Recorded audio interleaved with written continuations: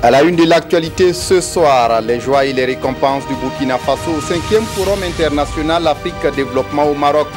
La fin de la rencontre a été sanctionnée par des récompenses à travers les trophées de la coopération Sud-Sud. Le groupe s'adjuge le prix spécial du jury pour ses efforts dans la promotion de l'accès au financement des petites et moyennes entreprises. Images et commentaires à suivre dans ce journal. L'État mauvais payeur des factures de la presse au Burkina. Les patrons de presse estiment à plus de 300 millions de francs CFA les factures impayées de l'État depuis environ 5 ans. Le ministre de la Communication les a rencontrés ce soir pour trouver des solutions. Va-t-on vers le remboursement rapide de ces dettes? Les réponses à suivre dans cette édition. Dans cette édition également, une nouvelle mine d'or à Bouli dans la région du Centre-Nord. La mine prévoit une exploitation de 7 ans avec un potentiel de 25 tonnes de métal jaune. C'est Bissa Gold qui exploitera cette mine. C'est là les titres du 20h. Mesdames, Messieurs, bonsoir. Je suis ravi de vous retrouver. C'est fini pour le 5e Forum international Afrique Développement au Maroc. Une rencontre de partage des stratégies de développement. Et à ce rendez-vous, c'est surtout les nouveaux modèles de croissance inclusive en Afrique qui ont été discutés. La cérémonie de clôture a été marquée par la remise de trophées de la coopération sud-sud entreprises émergentes du continent. La synthèse avec Roger Cam et Nathalie Kauré. C'est sur une note de satisfaction que le 5e Forum international Afrique Développement referme ses portes à Casablanca. À l'heure du bilan, le président du Club Afrique Développement, initiateur de l'événement, livre ici des résultats au-delà des attentes. Vous avez été plus de 2000 opérateurs économiques provenant de 30 pays venus à Casablanca pour construire ensemble de nouvelles opportunités d'affaires et d'investissement. Près de 4000 rendez-vous d'affaires se sont tenus en moins d'un jour et demi. Le marché de l'investissement, où 7 pays sont venus nous exposer leurs plans nationaux de développement et projets d'investissement phares, a révélé de nouveaux horizons d'échange et d'investissement. À la clôture du FIAD 2017, des trophées ont été décernés à des entreprises qui se sont démarquées dans le développement des échanges et des investissements intra-africains. Le premier trophée de la coopération Sud-Sud a été remporté par la Tunisie. Elle est suivie du Maroc et de la Côte d'Ivoire. Le Burkina Faso, à travers international, repart avec le trophée de l'UEMOA. Mieux, le président du Faso a reçu un trophée pour sa disponibilité à présider le 5e Forum international Afrique Développement et pour son engagement à soutenir les efforts de développement du secteur privé africain. Les hommes d'affaires du continent se sont donné rendez-vous en 2018 pour la 6e édition du FIAD. Une édition qui accordera une place de choix aux femmes et aux jeunes entrepreneurs africains. En marge du forum, le président du Faso a reçu les hommes d'affaires burkinabés présents à Casablanca. Christian Kaboré a surtout insisté sur les opportunités à saisir sur le continent. Le résumé avec Roger Cam et Nathalie Kauré. Face aux hommes d'affaires burkinabés présents à Casablanca, le président du Faso exprime sa satisfaction pour leur forte présence au Forum international Afrique Développement, une preuve que le secteur privé burkinabé ne veut plus rester enclavé. Il faut éviter de rester enfermé dans un quotidien. Il faut sortir parce que quelque part, il y a des préoccupations que nous avons pour lesquelles nous n'avons pas de solution. Peut-être que d'autres avaient également qu'ils ont solutionné. Ça nous permet d'améliorer tout le temps notre méthode de travail. Ça nous permet toujours de comprendre que si les autres avancent, c'est parce que tout le monde serre les vis normalement. Et également, ça nous permet également de comprendre qu'entre l'État et le secteur privé, il n'y a pas un combat. C'est une unicité de travail. Une unicité de travail qui commande une ligne de conduite de la part des hommes d'affaires et rappelée ici par le chef de l'État. Quand on fait des affaires, évidemment, on pense au bénéfice, ce qui est normal. Mais mieux vaut un bénéfice juste et équilibré qu'un bénéfice important qui crée des problèmes sociaux. C'est travailler justement à continuer à investir au Burkina Faso, continuer à, comme je dis, à rechercher leurs gains dans une certaine justice, faire preuve d'un civisme fiscal absolu, et douanier également absolu. Message bien reçu par les opérateurs économiques burkinabés, mais le forum de Casablanca suscite en eux d'autres attentes vis-à-vis du gouvernement. Cette conférence a été organisée par une banque qui qui est une société privée. Et cela prouve que l'entreprise privée peut aussi aider le gouvernement dans le cadre donc des activités de promotion du pays, à faire découvrir le pays, à faire connaître le pays et à travailler à développer donc l'économie. Donc nous souhaitons que le gouvernement puisse travailler avec les institutions, la Chambre de commerce et le patronat afin que nous puissions créer des champions nationaux. Il est que nos entreprises conquièrent d'autres marchés, se développent dans l'espace UEMOA et pourquoi pas demain que les entreprises burkinabées viennent s'installer ici au Maroc. Et concernant l'implantation des entreprises burkinabées à l'étranger, le président du Faso rassure les hommes d'affaires burkinabés que l'État va davantage faciliter ce type d'initiative. Pour l'instant, il les invite à saisir l'opportunité qu'offre le Forum de Casablanca pour nouer des partenariats fructueux afin que cela profite à l'économie burkinabé. Au chapitre carnet d'audience du Premier ministre, Paul Kaba Tiba a reçu ce matin une délégation de Innerwil qui regroupe les épouses des Routariens. Leur organisation mène des activités sociales tournées vers l'enfance et les moins défavorisés. Elles sont venues faire le point de leur 15e assemblée générale qui se tient en ce moment à Ouagadougou. Zoubaviel Dabiré, Ibrahim Sombier. Les responsables du district 909 de l'international Innerwil, reçus ici par le Premier ministre Paul Kaba Tiba. Au menu des échanges, la présentation de l'association et ses dernières actualités, notamment son assemblée générale qui se tient cette année à Ouagadougou. Nous sommes un district qui regroupe 6 pays. Les 6 pays, je cite le Bénin, le Burkina, la Côte d'Ivoire, le Mali, le Sénégal, le Togo. Et chaque année, on élit un gouverneur. Et c'est dans le pays où le gouverneur réside que nous avons notre assemblée générale. Nous lui avons rendu compte de nos activités. Occasion pour Germaine Yerbanga et ses consoeurs d'égrener à l'intention du Premier ministre les activités qu'elle mène au quotidien en faveur des couches les plus démunies du Burkina Faso. Je disais à son Excellence le Premier ministre, nous venons de la Fondation Rama, où il y a des femmes fistuleuses qui y sont. Nous sommes partis faire un don là-bas. Nous intervenons auprès des plus démunis. Je prends les enfants abandonnés, les orphelins. Nous intervenons au niveau des orphelinats. Et au Burkina, nous avons intervenu pendant longtemps au niveau du centre de Luandé. Des œuvres qu'elle compte accentuer avec la mise en place d'un projet en vue de prendre en compte les filles victimes de grossesse précoce. On en vient à la 15e Assemblée générale de l'international Innerwil, entendez par là les épouses des Routariens.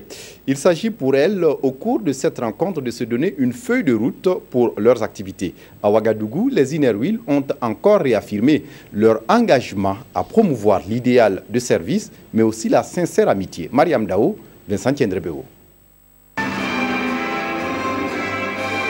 Les hymnes nationaux des différents pays membres du district 909 entonné à cette cérémonie d'ouverture de la 15e Assemblée générale annuelle de l'international Innerwil. Venues de 6 pays de la sous-région, ces femmes vont pendant 4 jours échanger autour des bilans des activités menées au niveau des différents clubs. Elles vont aussi mener la réflexion en vue d'adopter de nouvelles stratégies pour le soutien des personnes vulnérables. C'est travailler à renforcement et voir des perspectives, comment faire pour venir beaucoup plus en aide à ceux qui en ont vraiment besoin, comme nous l'avons toujours fait. Stimuler l'entente internationale, c'est l'un des objectifs de l'association. Toute chose qui rencontre l'assentiment de la représentante de la marraine. Nous sommes un monde où la paix est difficile à acquérir et à maintenir. Donc quand nous avons une organisation qui prône l'amitié, qui prône la solidarité, nous savons qu'ensemble, toutes les femmes réunies peuvent faire bouger les choses. Elles peuvent faire bouger les choses à plusieurs niveaux, en aidant les plus démunis, en étant elles-mêmes très solidaires pour développer tout ce qui est lié à la promotion de la paix, au développement de la paix, au maintien de la paix dans nos différents pays. L'année 2017 pour l'international Innerwil est placée sous le thème « Toucher un cœur et changer le monde ». Après le Burkina, c'est le Bénin qui devra abriter la prochaine Assemblée générale du district. À Bobo-Dioulasso, une cinquantaine de militaires burkinabés ont achevé ce 15 mars un stage Flintlock. Environ 2 mois, ils se sont perfectionnés dans les techniques de lutte contre le terrorisme et l'extrémisme violent. Ali Traoré, sur place à Bobo. C'est une conférence qui se tient dans le cadre de l'exercice multinational Flintlock, une opération initiée par les Pays-Bas et qui vise à outiller nos forces de défense et de sécurité afin de mieux faire face au terrorisme.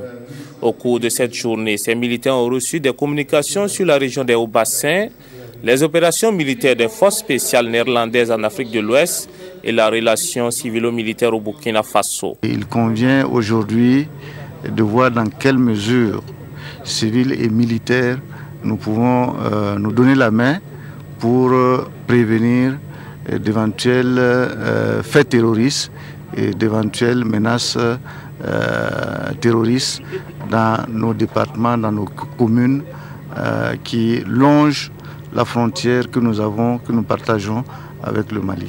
En plus de ces conférences, ces forces spéciales ont donné durant 2 mois des notions et stratégies de combat à plus de 70 soldats du 25e régiment parachutiste commando. Non, en réalité, le 25e RPC, ici, fait office de force spéciale. C'est une unité commando qui doit être engagée dans les combats difficiles. Et par essence même, le combat au nord est un combat très difficile. Après avoir fait la formation aux instructeurs, nous avons fait donc un test d'évaluation des différents pelotons ici présents. Pendant ce test, nous avons constaté que la base était bien acquise au niveau des maniements d'armes. Cette cérémonie marque la fin de l'exercice multinational Flintlock 2017, une cérémonie à laquelle les stagiaires ont reçu des attestations de fin de formation. Et c'est dans ce contexte que le gouvernement burkinabé a procédé ce matin du 17 mars à une remise de matériel roulant aux forces de sécurité.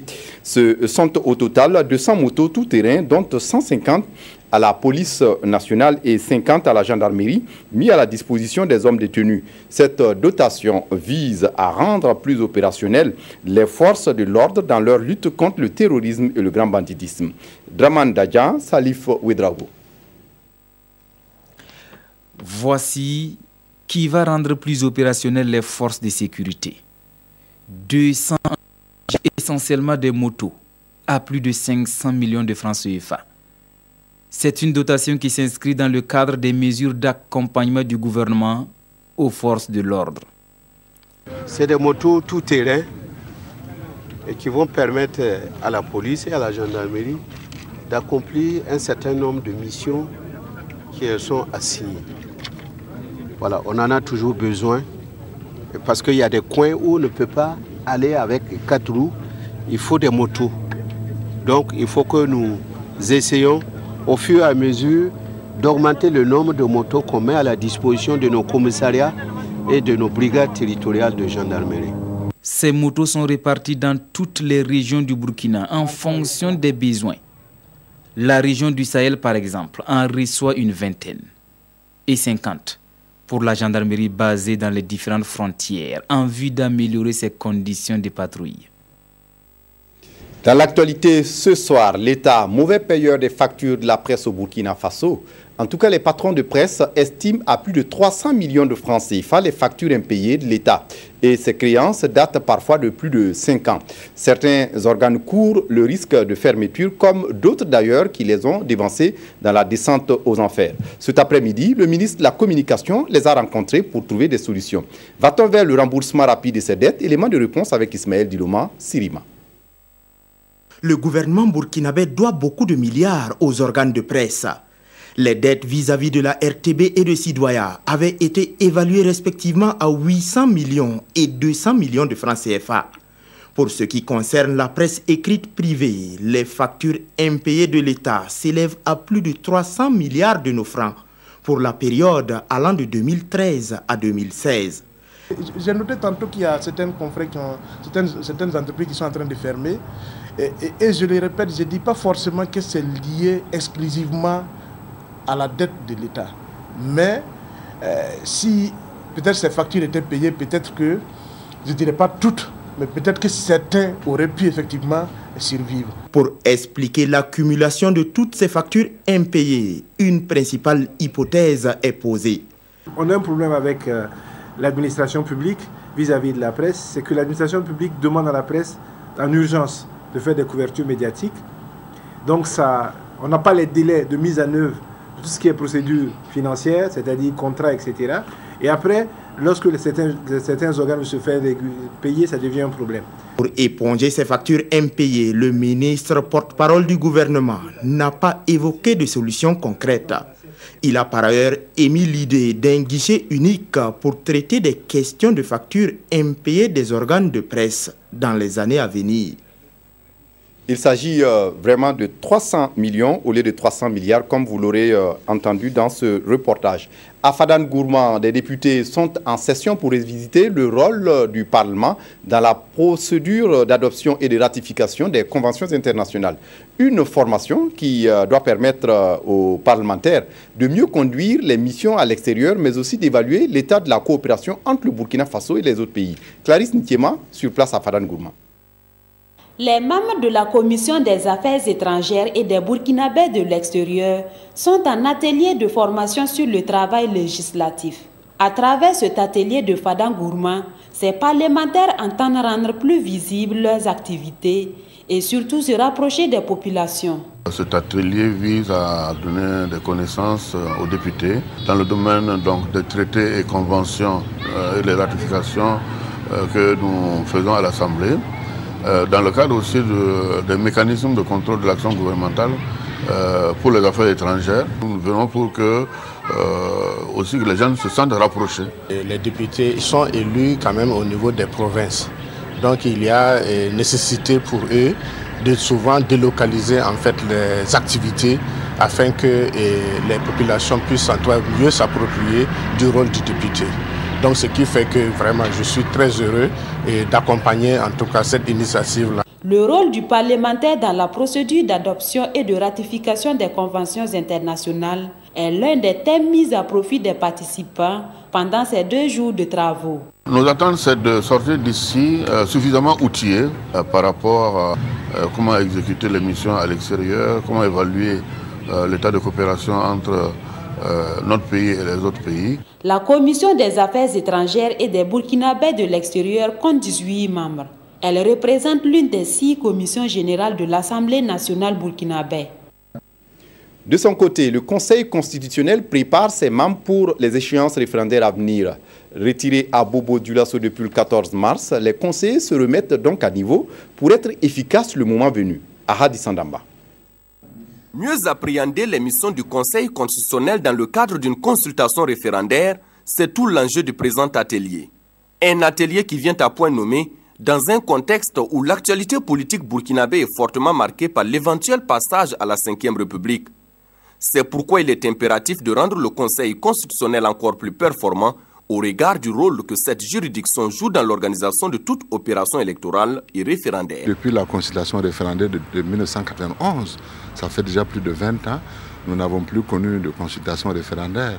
Donc il y a encore nécessité qu'on se replonge dans la procédure référendaire, dans les techniques de référendum, dans le contrôle des élections, de l'élection référendaire, pour mieux nous approprier cela, pour que, bon, vraiment, quand le moment sera venu, que le Conseil constitutionnel n'ait aucune difficulté pour gérer cette importante consultation électorale. 4 jours durant, les membres du Conseil constitutionnel vont donc mutualiser leurs connaissances et expériences à travers plusieurs communications, et ce sous la houlette de la Fondation Hans Zaidel. On sait que les moyens n'ont pas toujours suivi et nous avons estimé qu'il était de bonne loi qu'à l'occasion du référendum qui s'organise, que le Conseil constitutionnel qui est au centre de tout puisse aussi pouvoir se retrouver pour mutualiser leurs connaissances en matière sur toutes ces questions liées au référendum.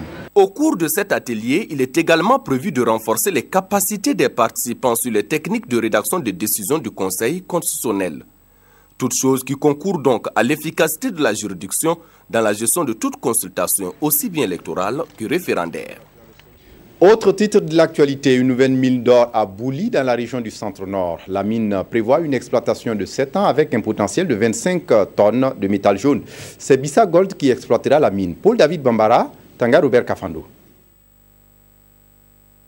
L'eau coule désormais à Bouli, cette localité située entre la commune de Mané et celle de Sapsé, qui a donné son nom à la toute nouvelle usine d'exploitation minière de Nord-Gold. L'usine, ainsi inaugurée, produira 25 tonnes d'eau brute par an, et ce pendant 7 ans, et constitue la résultante d'un investissement de 73 milliards de francs CFA. Les recettes attendues au niveau de l'État sont de l'ordre de 61 milliards. Les emplois directs sont de 200 salariés qui vont bénéficier d'emplois au niveau de cette extension de la mine. Et vous avez vu toutes les réalisations socio-économiques qui ont été faites. Des retombées qui profitent également à la population locale, en plus des logements et des infrastructures socio-économiques offertes aux populations affectées. Des jeunes de la localité ont également été formés au métier des mines et dont 50% sont déjà en activité. Ce que nous venons de vivre aujourd'hui est un élément important. Donc nous exhortons les populations riveraines à maintenir le dialogue avec la direction de la société pour que l'ensemble des divergences ou des points de vue puissent être aplanis pour que cette usine-là soit importante et produise des effets positifs pour tous ceux qui sont aux abords. Des préoccupations subsistent certes, mais le dialogue et la concertation doivent guider les rapports entre les différents acteurs, conseils des autorités présentes à la cérémonie. Comment faire pour bénéficier des services de l'OST, l'Office de santé des travailleurs? Une rencontre se tient à Ouagadougou pour fournir des informations sur les mécanismes d'adhésion aux chefs d'entreprise. Des détails avec Vincent Tiendrebego. Comment amener les employeurs à s'affilier à l'OST pour une couverture optimale de la santé des travailleurs? C'est à cette question que les participants au présent atelier vont apporter des réponses adéquates dans le souci de garantir la sécurité et la santé des travailleurs. En réfléchissant avec les inspecteurs du travail qui sont nos partenaires du terrain, nous allons pouvoir dégager des pistes de réflexion à même de nous amener à une plus forte participation des salariés et des employeurs aux activités que l'OST mène à leur profit. Selon les spécialistes, les travailleurs sont de plus en plus exposés à de nombreux risques, d'où la nécessité pour les employeurs de prendre les dispositions afin de valoriser les ressources humaines à travers une bonne qualité de vie et de travail des employés. Je pense que cette rencontre, en tout cas, si on parvient à des engagements qui seront pris, ça va amener beaucoup plus les entreprises à adhérer aux prestations de l'OST. Également, ça va permettre aux travailleurs de bénéficier de prestations de santé efficaces pour leur permettre d'être en bonne santé sur leur milieu de travail. L'Office de santé des travailleurs se dit disposé à mettre en œuvre les recommandations qui seront issues de la rencontre afin de soulager les nombreux travailleurs qui jusque-là ne bénéficient pas des avantages qu'offrent ces services. Zambélé est un village de la commune rurale de Gomponsom. Nous sommes dans la province du Passoré, à une dizaine de kilomètres de Yako. Le village vient de bénéficier d'ouvrages d'accès à l'eau potable. Un geste du Grand-Duché de Luxembourg. Mounir Akere a assisté à l'inauguration de ces ouvrages. Compte rendu. La population de Zambélé est en fête. Et pour cause, elle est l'heureuse bénéficiaire d'infrastructures d'eau potable et d'un collège d'enseignement général alimenté à l'énergie solaire. Des joyaux inaugurés ici en présence d'autorités locales et nationales. Ces réalisations viennent en tout cas résoudre le problème d'infrastructure qui se pose au niveau du poste primaire. C'est donc un CG de 3 classes, plus un magasin, des toilettes et du matériel pédagogique. À cette liste s'ajoute un forage, un château d'eau et 5 bornes fontaines. Autant d'infrastructures qui sont le fruit de l'amitié entre les jeunes agriculteurs du Grand-Duché de Luxembourg et le village de Zambélé. Aller un chemin ensemble avec des amis. Et voilà le résultat. C'est vraiment énorme. C'est très difficile de s'exprimer pour expliquer ce que je ressens à ce moment. Mais c'est en tout cas une très grande joie. Tout le village est très fier de pouvoir inaugurer ces infrastructures-là. C'est un véritable complexe qui va naître d'ici là. Il y aura des garderies populaires, il y aura bien sûr le siège qui va se transformer en lycée, sans oublier aussi les commodités qu'il faut pour les enseignants, etc. etc. Il y a l'énergie solaire qui est là, et puis bien sûr l'eau potable pour l'ensemble du village et du lycée. D'autres infrastructures sont en chantier et l'ONG annonce une bibliothèque scolaire dans les mois à venir. En sport, le RCK rencontre demain l'USMA pour le compte des 16e de finale des préliminaires de la Ligue africaine des champions. Battus à l'aller, début à 0, les Faucons ont à cœur de renverser la vapeur au stade du 4 août. Interné au centre omnisport des étalons Comet, une équipe de reportage est allée leur rendre visite. Jean-Modeste Ouedraogo, Nongba Kouda. La remontada est sur toutes les lèvres, surtout celle des joueurs au Comet, le centre omnisport des étalons.